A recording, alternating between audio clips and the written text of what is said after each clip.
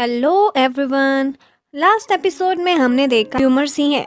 हाँ, थोड़ी बहुत बात ज़रूर चली थी और प्रेसिडेंट भी यही चाहते क्योंकि इस तरह से मेरा एक ब्राइट फ्यूचर हो सकता है। वो बहुत बड़ी फैमिली की लड़की है बट अभी तक कुछ भी फाइनल नहीं है और ना ही मैं उसके लिए कोई फीलिंग्स रखता हूँ। और फिर वो बात बदल के जीशियू और निंग की तरफ ले आता है। उसी टाइम पर साथ वाली टेबल पर बैठा लड़का निंग की बहुत बड़ी बड़ी तारीफें करता है कि वो कितनी यंग है, कितनी ब्यूटीफुल है, उसकी आईज कितनी सुंदर हैं। ये सुनकर स्टर्लिंग जीशियो को बताता है कि इतने सालों में बहुत से लड़कों ने आहनिंग को प्रपोज किया है लेकिन वो सारों को रिजेक्ट कर देती है क्योंकि वो इतने सालों से तुम्हारा ही तो वेट कर रही थी। वो तुमसे कितना प्यार करती है ये बात मैं अंदाजा लगा सकता हूँ। उसी टाइम पर दूसरी टेबल पर बैठे लड़के निंग के बारे में ऐसी बातें करते हैं कि जीशियू अपने गुस्से को काबू नहीं कर पाता और बहुत गुस्से में आकर एक ग्लास उठाता है और उस लड़के के सर पर दे मारता है। और बस फिर क्या होना था, जीशियू तो वैसे ही ड्रंक था। उनकी फाइट स्टार्ट हो जाती है। वो उस बॉय का एक दांत भी तोड़ देता है।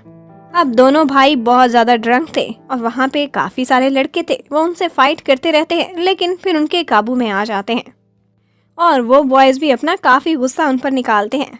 फिर सीन बदलता है और दिखाते हैं कि अगले दिन स्टर्लिंग और जीशियू मरी हुई हालत में किसी नाली के पास गिरे पड़े हैं और बहुत से सिपाही हैं जो लोगों को उठाते फिर रहे हैं। उनको लगता है कि ये किसी की डेड बॉडी है।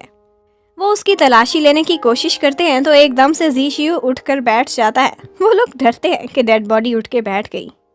इतने में एक ऑफिसर उन दोनों को पहचान जाता है कि ये इतने बड़े बड़े ऑफिसर्स हैं, कमांडर्स हैं, यहाँ पर क्या कर रहे हैं। और उन दोनों को शर्मिंदगी होती है कि इसको क्या बताएं, ड्रंक होकर हम मार खा के यहाँ पड़े हैं। वो मुंह छुपाते अपना नाम बदल कर बताते वहाँ से भागने की करते हैं। उसके बाद होश में आकर जब स्टर्लिंग वापस पहुँचता है तो उसकी इसी हरकत पर वो बूढ़े प्रेसिडेंट उस पर काफी गुस्सा करते हैं और उसे आइंदा केयरफुल होने का कहते हैं। फिर वो लोग आजकल की पॉलिटिकल सिचुएशन के बारे में थोड़ी देर बातें करते हैं और उसके बाद कहानी को 4 मंथ्स फास्ट फॉरवर्ड कर दिया जाता है। और यहाँ पर कैपिटल की सड़कों पर हर तरफ यही न्यूज़ फैली हुई होती है कि डीमन ट्राइब के खिलाफ ह्यूमन क्लैन को बहुत बड़ी बड़ी कामयाबियां मिली हैं।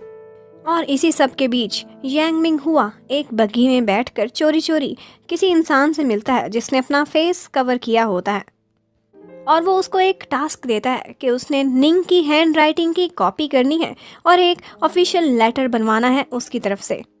और अगर उसने ये काम अच्छा कर दिया, वो नकली लेटर बना लिया, तो उसे प्रमोशन कर दी जाएगी। एक्चुअली यांग मिंग हुआ को जीचुआन फैमिली काफ़ी बॉदर करती थी और वो उनके खिलाफ कोई दबी दबी साजिश करने में